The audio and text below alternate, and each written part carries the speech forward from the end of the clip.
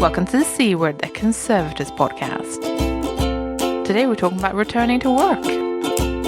I'm Jenny Mathiasson, an Objects Conservative based in South Yorkshire. And I'm Kloe Rumsey, an Objects Conservative based in Greater Manchester. Welcome back, guys. Hi. Just as I did my intro, I've had to put bells on my cats because they're tiny, furry, adorable murderers.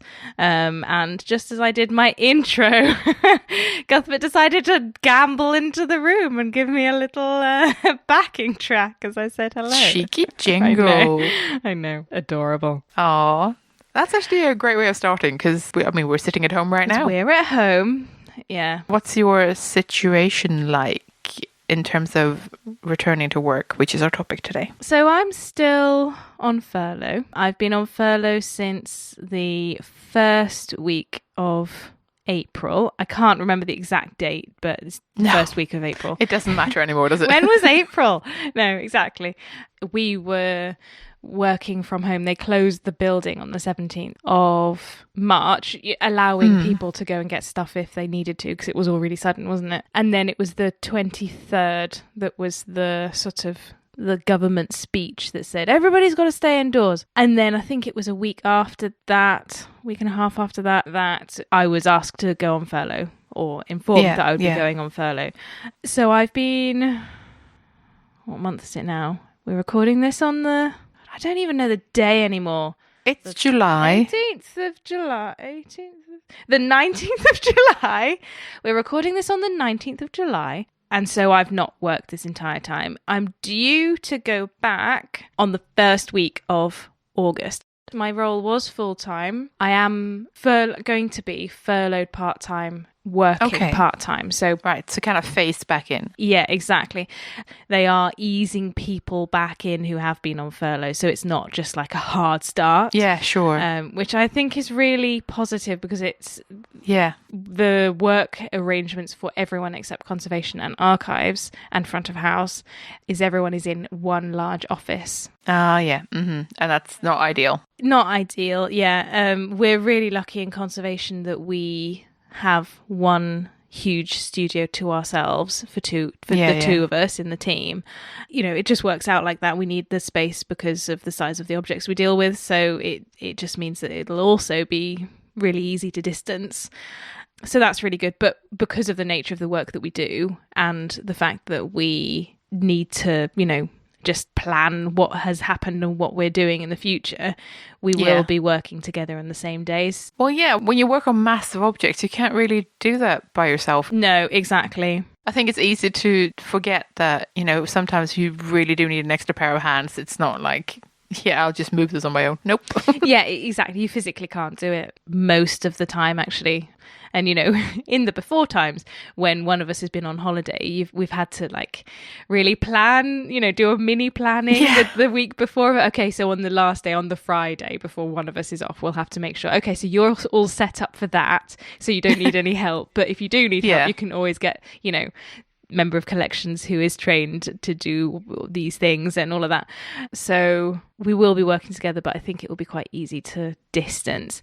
We haven't yet defined the health and safety arrangements for that, but we are having a meeting this week, a remote meeting to get that all set in stone. So we're not just sort of turning up and going, I know we can't hug, but I don't know what else.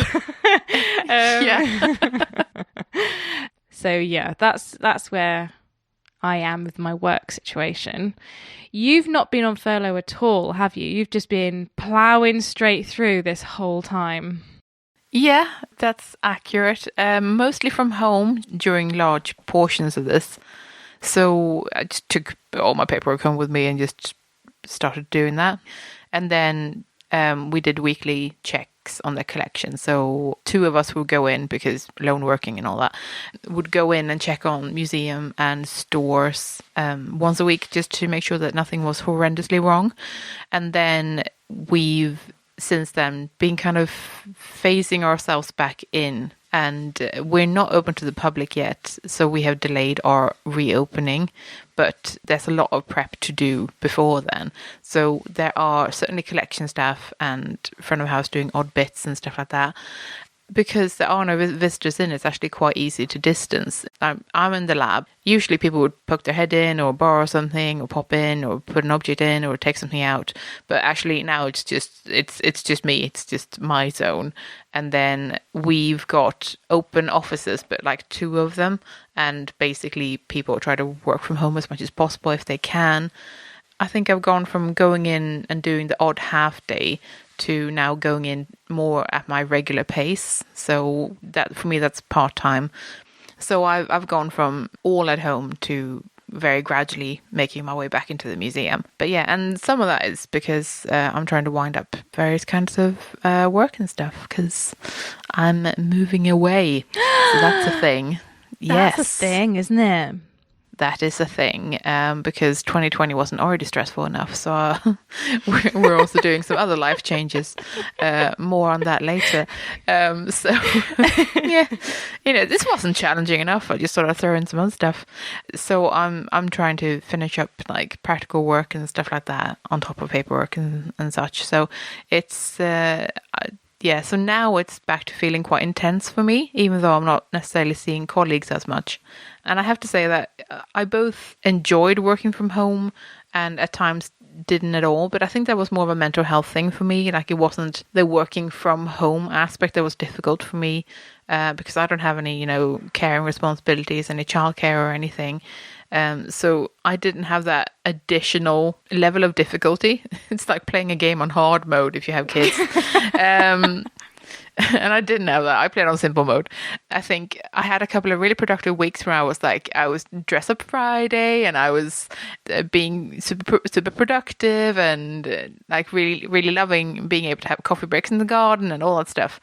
And then I think I went through certain periods of time when I found it really daunting to just keep going. And actually, I think that's been the case for a lot of people. I think that if you weren't furloughed, which is differently stressful, then actually it was oddly taxing to try to keep going and just find that motivation. And I think there were just definitely times when I definitely had meetings in my pajamas and just did not turn my camera on and just went, yeah.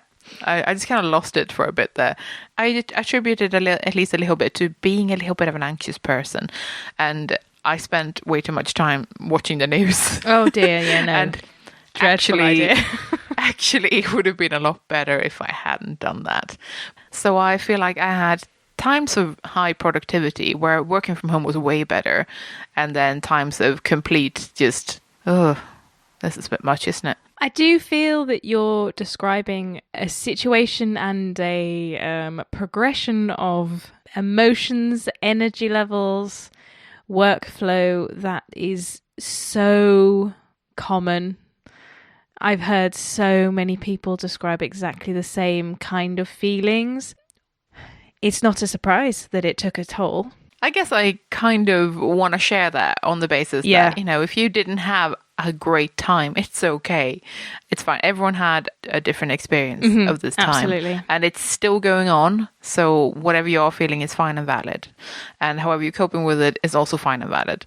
If you're listening, you're doing champion. Yeah, exactly. Round of applause. Should we do a round of applause to everyone now? Yes. There we go. That's for you guys. Well done. Actually, on the 11th of July, we did a bit of a poll on Twitter where I just wanted to check like kind of where people were at. So if people were back in regularly at work or if they were still waiting to go back or, what was going on. And 33% said they were back in regularly, 37% waiting to go back. Waiting to go back. 18% unemployed and 12% were students. And there were a range of kind of comments that people made to us that, some people were still on furlough and some people were working from home and they might not go back in, like as in they would always work from home now. Some people were doing kind of 50-50, like they were going in and working from home, which is a bit more like what I feel has been a common kind of model where there's a bit of both. And some people were really flagging up that childcare was a massive issue because they cannot go back to work even if they're allowed because, the kids aren't in school right now. One person actually asked, does they wonder how many people work more than one job? Because that respondent had 3 jobs. One she was working from home, one she was furloughed from, and one she was trying to juggle with childcare responsibilities. And let's be fair, conservation isn't a well-paying industry, so a lot of us might in fact have more than one job, or would normally have more than one job, and that sort of thing. So it's I think this will have hit the sector in ways that we probably don't appreciate yet, mostly because we don't have a way of measuring this right now. But it'll be interesting to look back on. So it's worth saying that at this point, when we're recording this, museums were allowed to reopen in England on July 4th, and it varies across the UK because there are different governments. So in Northern Ireland, it was actually July 3rd that museums were allowed to reopen. In Scotland, July 15th, and Wales is due to open July 27th. So the museum industry is kind of starting to wake up at different speeds in the different areas. And as we've already discussed, not everyone reopens immediately, because even though we all need the money, it's also a case of, well, there might be reasons that we can't, or that we want to hold off just to make sure everything's safe, or so that important pieces of work can be completed and that sort of thing. So it's a bit of a mixed bag, what's open and what's not at the moment. And I think that's another thing that I think the museum sector and heritage sector in general is probably struggling a bit with, in terms of people's expectations of things being immediately open and then maybe back to normal in a way that is not feasible. I haven't actually heard very much about how people have been reacting to the museums that have opened, which is a bit of a shame, because I would have loved to bring that to the table here and talk about how visitors are reacting to museums that are opened in new circumstances. But I haven't actually seen any good articles about that and that sort of thing. Yeah, I was thinking about that, because a lot of our visitors we're not open. My museum in Manchester isn't open until September, but a lot of the people we get are people who come in because it's in fairly central Manchester, so they just go, oh, I know where's got a really nice cafe, let's stroll down there and have a look at the galleries because they're really nice, and they're just walking in. Also, I think quite a lot of people in Manchester travel around to see the number of different museums in Manchester, and I imagine there'll be quite a reduction in the number of people that do that, because they'll think, well, I don't know what's open. So I don't know how many people will just not be doing the tour of the museums in Manchester if they don't know which ones are open. Well, because isn't the idea as well that museums now will be more about booking a time slot and stuff like that? So well, I think that's been the suggestion for a lot of venues, which makes the museum experience very different. And it's less about roaming around and doing things at your own pace, because you're only allowed so much time, or you're supposed to be there at a certain time. And it kind of makes it less flexible and free roaming and more about a scheduled thing, much like you'd go to the cinema at a certain time. So it's not like it's a completely alien concept to people. It's more that they haven't experienced museums that way. Yeah, I reckon people can get their heads around it. We've got a lot of objects on open display. I was thinking about this actually, that people are now more conscious of what they put their hands on in case it's something that is contaminated. So we're definitely going to be cleaning handrails more. We've been talking about whether we should start leaving gallery doors open. And we've said basically, well, yeah, go on then, that's a solution, but please be aware that either you turn off the air conditioner or you accept that it's going to be working overtime to try and also condition the entire building rather than just the galleries. Ours are pretty open to begin with, so it's less of a concern for us, although there are certainly doors where we're either going to shut them permanently, so it's no longer because we have to make the museum one way now. Yeah, we're doing that as well. Yeah. I don't know how people will take to that, but it's kind of you gotta do it. You know? Yeah, exactly. It's kind of, I think initially there was a lot of worry about, well, what if people don't like it? Well, it's public health. They don't have to like it. Yeah, that's the issue, isn't it?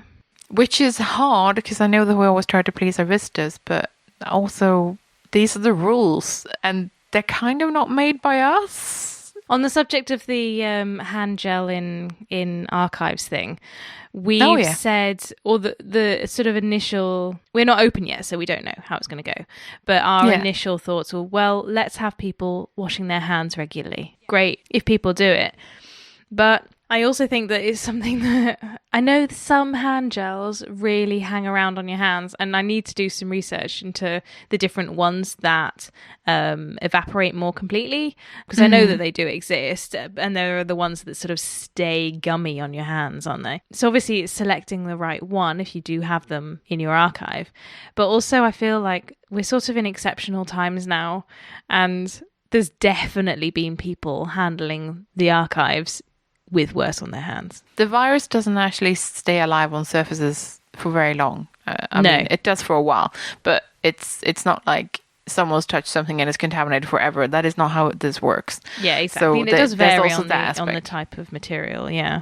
It does, yeah. But yeah, anyway, I was saying that we asked for contributions for this episode, and people have very kindly written to us and sent us files, which is amazing. So we've had several excellent contributions that are anonymous, but they're marvelous.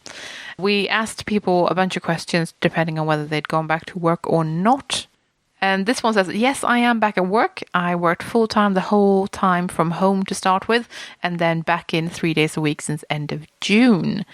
We asked what kind of protective measures employers have taken to protect visitors and staff, I do believe. And here comes a very long list, but they're so good and so simple, some of them, that I thought I will actually just read them out. Thank you so much for typing these out, by the way. Loads of protective measures in place, including fewer staff in the offices, social distancing, obviously. A classroom has been turned into an extra tea room to provide more breakout space. Loads of hand gel, disinfectant spray, additional cleaning, clear desk policy to facilitate cleaning.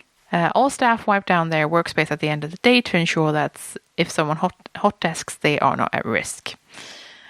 One-way systems and arrows marking routes in public areas, limited visitor numbers, track and trace in place for staff and visitors. No sharing of crockery or cutlery, all bring own and wash afterwards.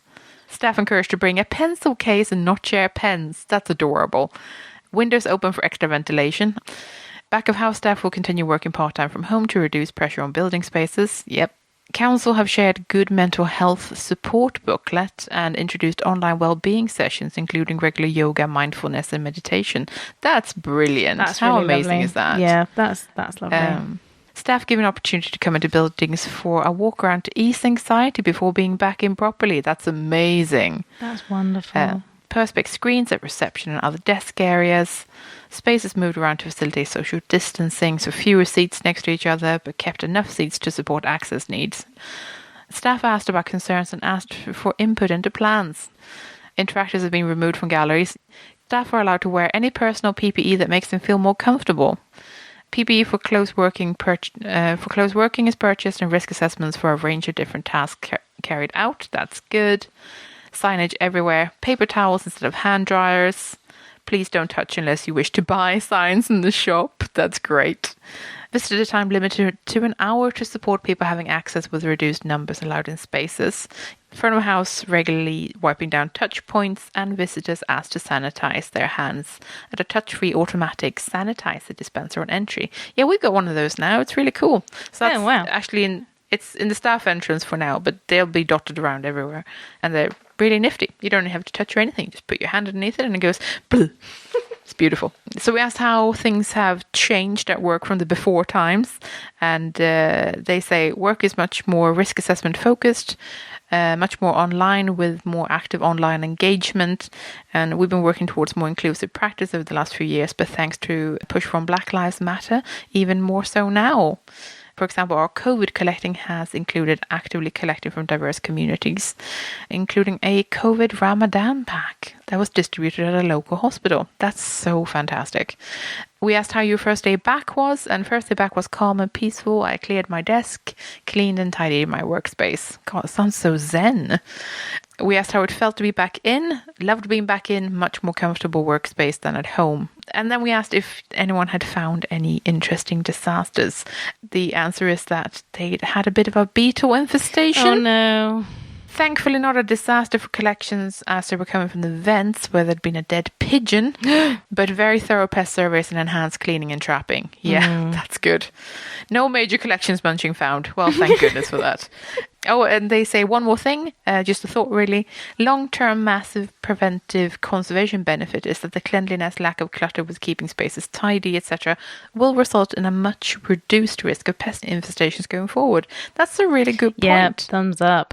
That's really comprehensive, isn't it? So I have a contribution here. So they're not back at work yet, but they've been in, like you have, Jenny, gone in a few days to check and make sure everything's not on fire, but mainly working from home as much as they can. Answer to question 1, there are plans, but no set dates yet, and measures for safety. They're doing staggered working days to reduce too many people in at one site, mixture of working from home and on site, again to try and reduce the number of people that are actually in the building, not opening full time to begin with, and using as many different workspaces as they've got available, so basically making the most of what they've got and reducing the number of people in. First day back's probably going to be walking around and checking collections for damage, pests and leaks. I love that all of us have said the same thing about that. Yeah. Nervously checking everything. Exactly. Fingers crossed there'll be none. Taking measurements and photos of projects for being able to work on at home. So like housing projects and stuff. Anything that isn't taking the objects home, basically. How they're feeling. Anxious about the risk of COVID as it's still here. But travelling to and from work is the main risk, but I'm also eager to have some practical work, though that may not be immediate. I'm reassured by the way my employer is responding. They're acting responsibly in this odd situation, which is all we can ask for, basically, isn't it? It's the best situation. Yeah. Oh, well, that's good. What are they worried about? What's playing on their mind is exactly very similar. Items on display in exhibition cases. There should be no problems, but the lockdown was longer than we anticipated. Leaks, pests and mould, all unlikely but could be a hurdle. Objects that were in the midst of treatment and we don't know when we'll get back to them. That's something that plays on my mind slightly. The project that I left is sort of floating there, and I know how I left it, but still. I know that I've planned my first day back, and I know that the first thing I'm going to do is mix some dye, because that was the last thing that I had to do. I mixed. Oh yeah. I mixed my. I think I said this, didn't I? On the. You did, yeah. Yeah. I mixed up my dye lot for my infills of my project, and yellow. It's only really got a couple of days, few days that you can leave it. I think maybe people say a week is all right. It's been longer than that, hasn't it? So I naively put it in the fridge. Like, oh, it'll last. No. I don't think that I left any wheat starch paste. I did check. I checked everything, and I went round the studio like, what if I had to leave all this for a year, but not really believing that it would be as long? We had someone else brought in, and they said they went back on May 22nd. Oh, that's quite early. They said they're screened twice a day, they sanitize everything, and community masks if can't keep 6 feet distant. I don't know what community masks are, but I'm assuming it's a face covering of some description. Mm-hmm. The biggest change was that they were placed under another manager for a bit. First time back was surreal. I sanitized everything. I threw out old milk in the fridge and checked blunder traps. No. They love being back, and they've had no disasters. So I feel like that was like a nice little story of it's been bumpy, but it's good. Someone else writes in and says that they went back on July 1st. Public-facing measures have included limited slots requiring pre-booking for visitors. Senior managers were allocated shifts as greeters to inform visitors of the new movement routes before entering the building. Glass divides were installed around reception and other visitor-facing roles. Some visitor workstations were blocked off to ensure physical distance. Visitors are not asked to wear masks. Interesting. Objects touched or consulted by visitors are quarantined for 72 hours before being returned to their appropriate location. I was going to say that's a bit like charity shops, because that's what they do, but that sounded really mean. Yeah, it is. When they get donations, they have to leave them for 72 hours before they go through them. Is that in the before times as well? No, that's just now because of reasons. Wow. But That was just a strange parallel that popped into my head. Apologies. I'm not saying that your objects are like charity shop items. I'm so sorry. Increased air circulation is implemented by opening windows. Another one who can open windows. Communal equipment like photocopiers, printers, and scanners are turned off. And for internal measures, they've got staff teams were formed and team members should not be entering other teams' workspaces. Okay, so they've kind of sectioned off the museum in some way to make different team areas. This is violated constantly due to the nature of our processes. I love that. Yeah. Well, it was a nice thought. Staff may wear masks provided by themselves. The organisation is not providing masks or gloves for their staff. Okay, maybe not great. 1 day a week is work from home. Limited numbers are allowed to use staff lunchroom. 1 person at a time in the kitchen. Objects moving between staff members are not quarantined for 72 hours, as it's assumed that staff aren't sick or asymptomatic. And management are suggesting that tours should resume as soon as possible.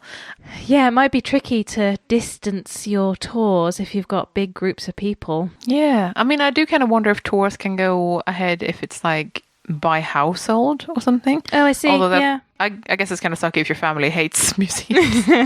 Okay, so they say that my work is shifted away from a Monday to Friday schedule. As a conservative management found it hard to believe there was enough for a whole working from home day. Yeah, I easily fill it with documentation, environmental analysis, and project planning.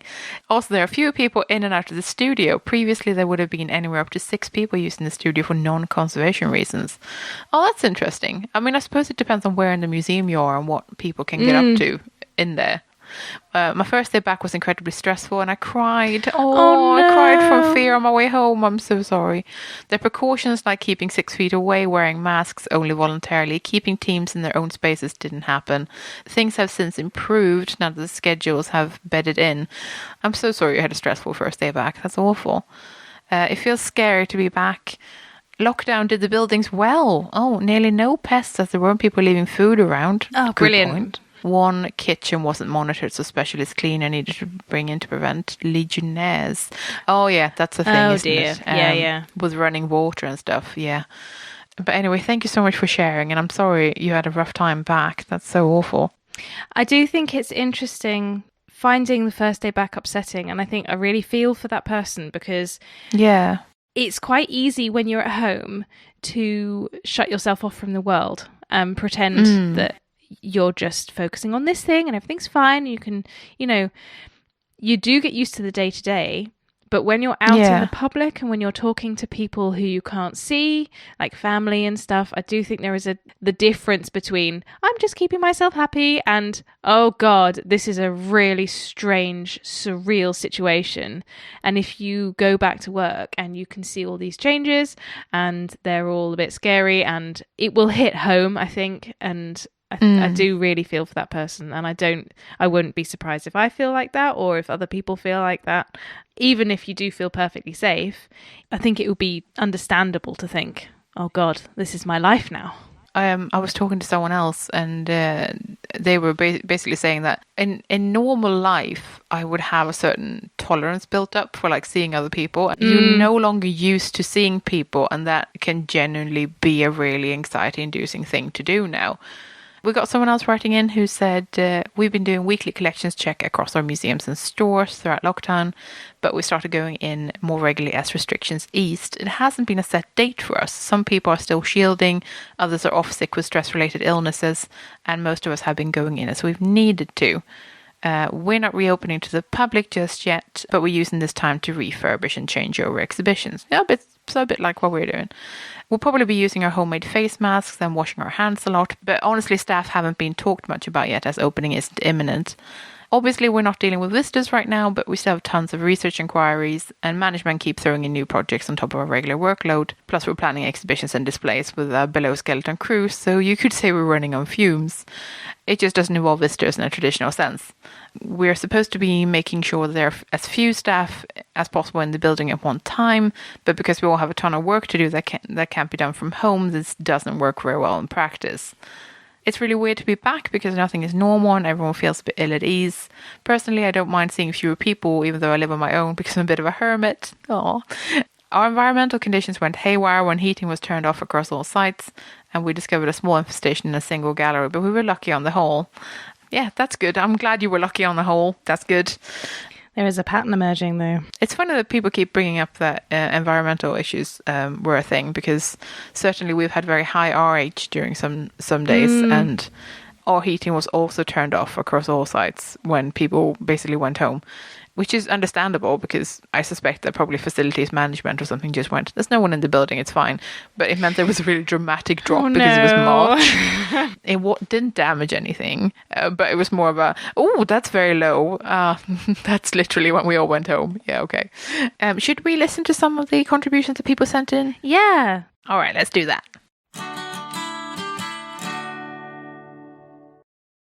Hey everyone, it's Amanda Richards, and I am in Tennessee in the U.S., and I am going to answer some of the questions that you ladies posted to us all. I apologize for any children noises in the background. I'm finding it impossible to find a place to hide and record, so apologies. So I'm probably going to jump around on the questions a little bit, but I'll start with what my job actually is. So I work in a university library, and I do the collection care for the Special Collections and University Archives Department. So managing climate, the pest traps, building boxes, checking for mold, helping do all the weird things that you do in there. And I also do all the repairs for the circulating collection. So anything that comes in broken from a student or water damaged or leaks in the library, all that comes to me as well. So it gives a lot of wiggle room for types of work that I can do, which I find really challenging and a ton of fun. It's definitely well suited to me. So when did we go back is the first question. The whole university went into lockdown about mid-March around St. Patrick's Day, and we've been back, being slowly introduced back over the last month. So each department is a little bit different depending on where you are. So I've been back for about a month, and I go in for a half a day once a week, and that's mostly just to grab supplies and drop things off that I've finished, so that way I can work from home a major part of the time. I'm really fortunate that my university is being very flexible, because I am in a home with a husband who is very at risk, and having to go in daily, I think, would be a little too stressful. So what measures are in place when we do go in? There's strict schedules to follow. So everyone in my department, at least, we've all put in what days we want to go in, and that helps minimize how much we might run into each other. And the same for any students that might be coming into work, although most of them have been given remote work to do, which has been great. We fill out a health app on the phone each morning before we go in, asking your temperature, if you have any symptoms, anything like that. When you are coming in, you have a mask and a hand sanitizer that's been dropped off at your desk for you for each shift. So you have a clean mask to use.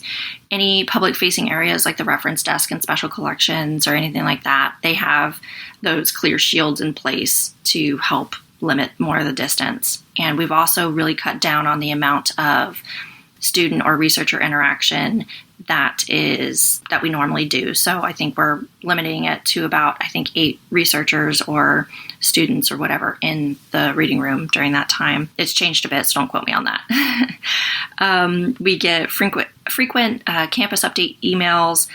I was looking at it last night, and I think it's anywhere between every other day, every third day to once a week that we get a whole campus-wide update. And then we have been having more library-wide meetings. So those used to average like 2 a year, and now we've been having about 2 a month. So that's been kind of nice, just to make sure that you get that like person-to-person interaction. What ways has work changed? Well, I'm still able to do a lot from home, so that's been nice. I could bring home most of the circulating stuff and work on that from home and bring that back in and drop it off. And I'm able to work on some more of the digital stuff that I usually do. So I've been in the process of building a nice lab manual for my students. So I've been working on that some more. Writing scripts for the YouTube videos that we've been trying to build on teaching students about preservation, building a better training system for my students, my student workers, and that kind of thing. I haven't been able to do as much of the fun stuff that I really like to do. So building the boxes, my preservation survey has been put on hold until I can get back in a little bit more frequently. So a lot of the fun stuff that I really enjoyed doing, the, paper repair and things like that, I haven't been able to. But at least I'm getting the stuff done that I have been slacking off on the last year in order to catch up on the backlog that I inherited. The first day back was kind of a blur, to be honest. I was so stressed out about being back on campus and not knowing what to expect. I also had a lot to do because it had been about 3 months since I'd been in there. So I just had a ton of stuff and a car full of materials to bring back and drop off, and a car full of materials to bring home to repair.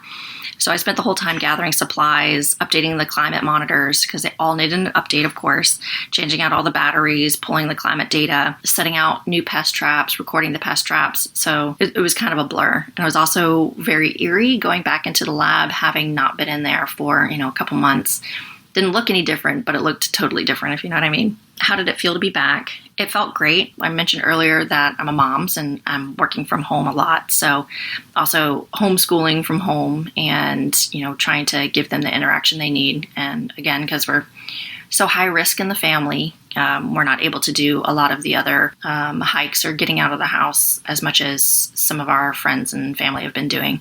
So we're feeling pretty isolated and cooped up. So it's been a lot of backyard time and gardening for them. But being able to go back and have some quiet for a few hours was great. It's definitely a welcome reprieve. And did I find any disasters? Shockingly, no. I was expecting to find something flooded or damaged or something, but we were very fortunate that the staff that had stayed through during the lockdown has been really good at keeping in touch with me and letting me know of anything that looks like it might, be bad, or setting up plastic if it looks like there might be a leak during some rain or something. So, but no disasters, thankfully. And that's about all I've got. Thank you, ladies, for doing this, and I can't wait to hear what everyone else has to say. Talk to you soon. So I went back almost 3 weeks ago now, on the 29th of June, although I was popping in every now and then to do collection checks. And the first day back, honestly, it was exhausting. I think during lockdown, you lose a lot of muscle energy, and, you just aren't used to being on your feet all day. As I live by myself as well, I think it was really strange having to talk to people without that Zoom grid that we've all become accustomed to. So it was a lot of stimulation, I think, that, you just aren't used to, having been locked down for so long. At the moment, we're working to extraordinary operating procedures, and only a limited number of staff have been allowed to return. Different members of the team use different access routes and different spaces to minimise cross-contacting, and there are very strict one-way systems in place. There are max occupancy rules in place for each room, and each person who needs to work in the stores, for example, has a designated work area. And we're also scheduling our days so that no two people need to use the same space at the same time. So as it stands, I think we're working at maybe 25% of normal occupancy. And the key message still is, if you can work from home, you should work from home. It's definitely in no way a normal return to work or a normal work day. We're being quite careful in planning out our work, so any desk-based tasks are still performed at home. If the work isn't essential, we shouldn't be on site. So in that sense, the tasks we're performing or prioritising are largely different to what we probably would have been doing in normal times. My reasons for being on site, for example, are to deal with the environmental issues and the pest issues we've had during lockdown. So yes, we've definitely had a few disasters during lockdown. Our environmental systems were in chaos. We had readings of 85% relative humidity across all of our stores. And on top of that, we've had a major vodka beetle outbreak, which has migrated through our insect store into our bird store. So the last couple of weeks have definitely been quite challenging and more of an exercise in whack-a-mole than what we'd hope for a normal return to work or normal work day. So I went back to work just over a week ago, about nearly 2 weeks ago, and I'm fortunate that I can still work from home. But working for the National Trust, for those who work in properties, huge measures have been put in to keep people safe. The houses that are opening, 7 houses opened last week, with more to follow, but at the moment it's very much outdoor spaces that have been opened, with just amazing work done by the property teams to keep visitors and the people who work there safe. So things like installing barriers where there weren't any, setting up outdoor food and beverage spots where needed, keeping really strict one-way systems around the house, and introducing ticketing systems as well. So my work has changed because my role has completely changed. I've not gone back to the same job, mainly because the job I was doing before was coordinating a massive national public programme, and given the sort of change in, you know, in what visitors will be able to do, I've not been working on that programme, which was for 2021.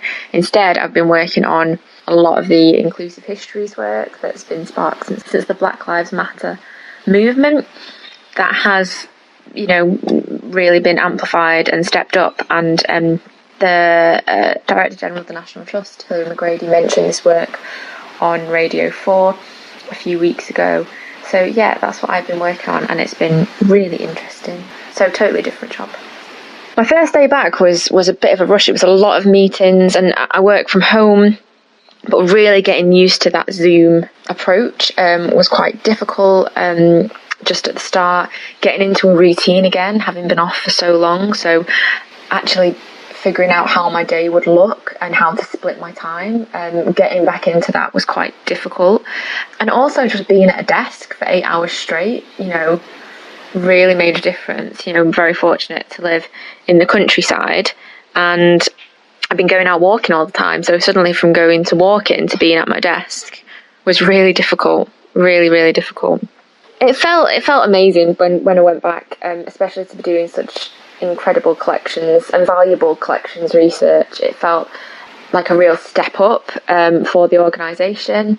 You could see how much people had achieved in such a short amount of time, and how fast everyone was working to make places safe again. So it was really nice to be around colleagues who equally love and want to support the industry as much as we all do. And it's great being back. I feel busy again. I feel like I've got purpose again. So I am really enjoying it. And as for any disasters, well, I've been at home. So no disasters. I guess the only thing I would say is that everything happens very quickly. Everything is moving at a pace, and I think it's almost like, when will we get to a point when we're not working at a pace? And I don't see that happening for a long time. I think for the foreseeable, there will be no quiet moments. My name is Jenny Van Enkervoort. I'm the Conservation Manager at the People's History Museum in Manchester. I've been furloughed since the 1st of April, and I'm not back at work yet, but due to start back part-time for 2.5 days a week on around the 1st of August.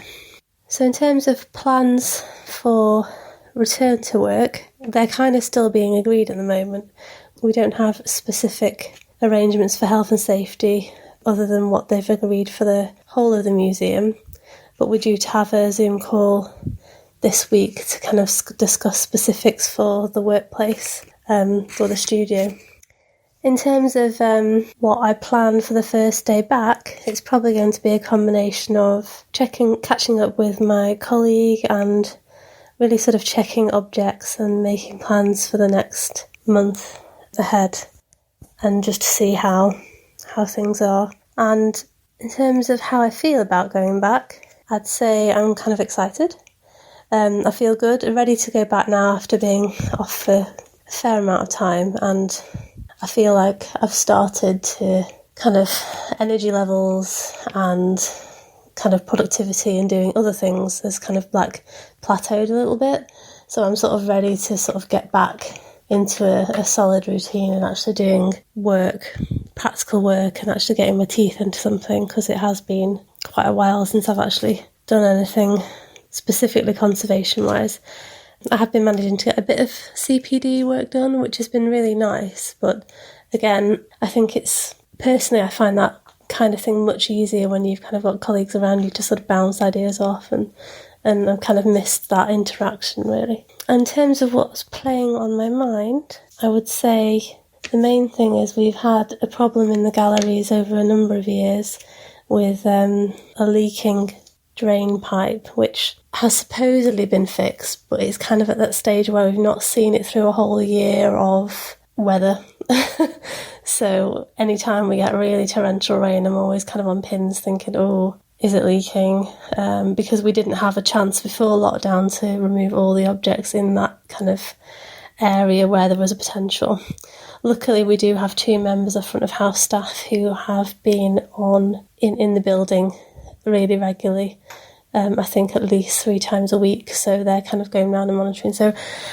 And they're really familiar with the problem, so they know what to look for. So it's kind of more of a sort of conservation kind of paranoia and control freak mentality than a real concern. In terms of pests, again, they're kind of keeping an eye on things regarding that as well, which is not something they've done before, but I think it's going to be a really good skill for them for future employment as well, because they have had a chance to kind of get to grips with something that they've probably not really had to deal with before. We're really lucky that the building is, for the most part, a kind of more modern building, so we don't have historical pest issues at this stage, but that obviously remains to be seen if things develop. So aside from kind of object checking when we go back, I think it'll be really prudent to kind of go around and just have a look, make sure that we've not got any issues in areas that we'd be concerned about, just so that we know that we're starting off on good footing. I think that's me.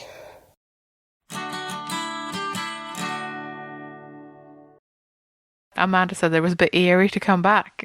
I definitely get those vibes. Yeah, it's a bit weird. Yeah, it's all a little bit like a sort of sci-fi dystopian film, isn't it? Yeah. I really liked hearing from the curator at the National Trust. That was really nice, because she mentioned the other things that have been going on during this time. So the Black Lives Matter movement and how they're not sort of shying away from the need to change. And I thought that was really, really positive, actually. Yeah, absolutely. Also, I thought it was really interesting that she was talking about how there are kind of no quiet moments. I feel like that's also something that was brought up by other contributors, that actually there's a lot going on and actually probably piling on a bit more now. Yeah. Like even more than normal. Probably an interesting move when everyone's a bit fatigued from this entire situation. Yeah, exactly. The other thing I found really funny was everything that Jenny said rang true with me, particularly the conservative control freak thing, because that made me laugh, because I felt so kind of... Did you feel seen? I felt seen, yeah. So I really trust the people who are going around and checking the building. But there is still that element of... I've kind of had to stop myself so many times during this lockdown from, I think I'll just go in. I know I'm furloughed, but I think I'll ask my manager whether it's okay if I just go. No, don't. It's fine. Naughty. Everyone's checking. Don't worry about it. And but I think I might have left a jumper. So what if? So I really felt that. I did feel seen. Oh. Yeah. We're so used to being the people that have to worry about stuff. And I think I just switched to different things to worry about. I think I just started worrying about the news and how many emails I could respond to, and I think I just put my worry somewhere else. Oh God, yeah. How do you feel about going back to work? How do you feel? I feel fine at the moment. I'm going to be driving in to avoid the train because I have the privilege of having a car and being able to do it. I'm only going to be doing that 2 days a week and working from home for the admin stuff on that third day a week, or that half day a week, I should say, because I'm going exactly half time from normal hours. Yeah. I'm feeling okay. I'm feeling like, because there's only two of us and we're both really careful, we both have the sort of mutual trust in one another. We won't have the danger of the public coming in until September anyway, so that we'll be eased, and there's a little bit of time to, you know, see how numbers and the opening up has gone anyway. So there's a little bit of leeway there. I'm not worried. I think I will be quite sort of happy and snug in our massive studio. So I'm excited. I think it's now necessary for my mental health to be at work again. I'm still worried about getting it. I don't want to get it. I don't want my colleague to get it. I don't want anyone to get it at all. But I also recognise that it's a long way till the vaccine, and we've been worried about it for a long time. We're going to be worried about it for a long time, and we can, you know, we did 4 months, we can do another 4 months and then see where we are. Yeah, exactly. How do you feel? You're already back, but how do you feel now? I feel like I'm happy to be back. I don't think I've done that thing where I've actively missing the act of conservation, but I think once I was there and I'd overcome the initial fear of, oh God, I haven't touched anything in a while. Like, I'd been doing things to keep up my hand skills, you know, like I'm a compulsive crafter and an absolute addict for art and all that stuff, right? So it's like I'd been doing things, but it wasn't object conservation.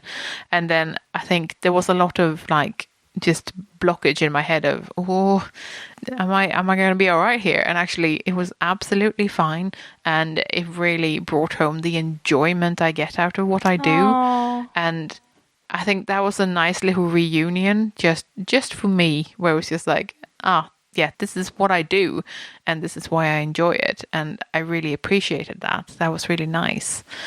It was a good reminder in all the bleakness that actually I do love what I do, and that's really nice to be back to. So it was nice. It was eerie, it was strange, but it was also nice. So mixed emotions, which can be very much the motto of 2020. Mixed emotions. Just to round off the episode, we've got a special cocktail with Amanda Richards. So enjoy. Drink up. And stay safe, guys. Stay safe, everyone.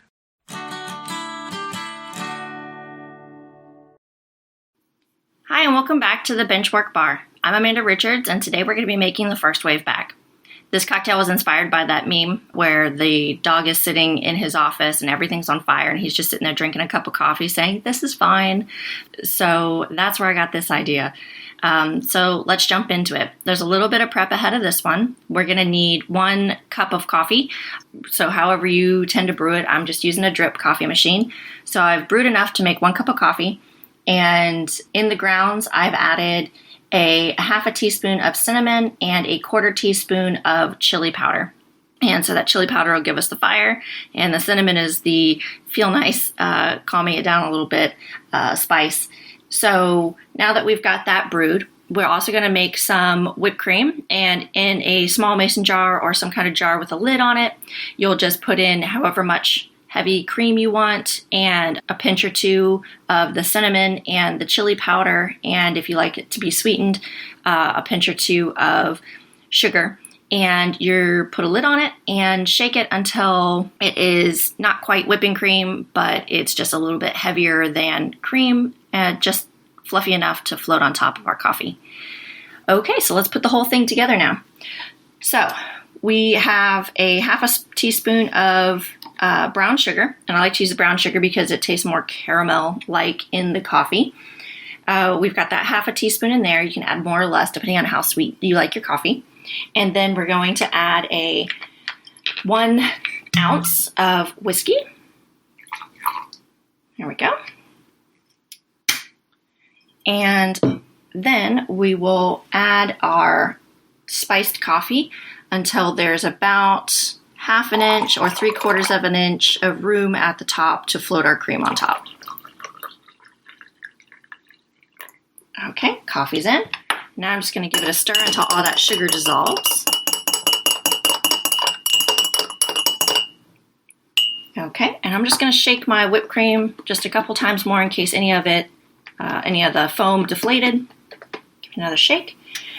And you can spoon it on or just pour it over the back of the spoon. To do the pour over, you'll put the tip of the spoon upside down into your cup and then just pour it onto the back of the spoons. And it just gently pours it to the top. All right, all of that is in.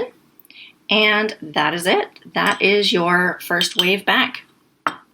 I hope you enjoyed it and let me know how you liked it.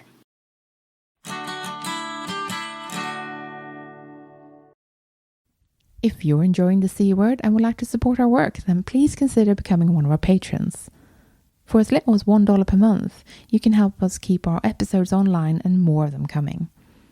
Patreon helps us meet our regular costs for the show, and also to plan ahead so we know roughly how much of a monthly budget we've got.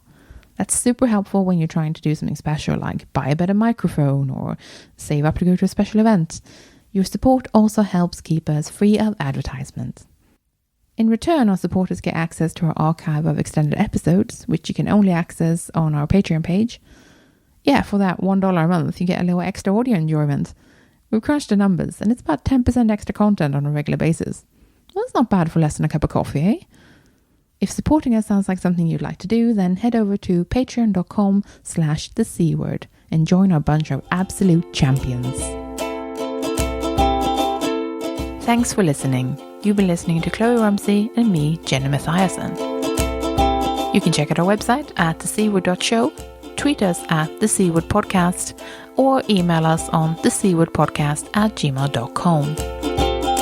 The intro and outro music is Spring by Didi Music, used under a Creative Commons Attribution License. Additional sound effects by Callum Robertson. And as usual, this has been a Wooden Dice production.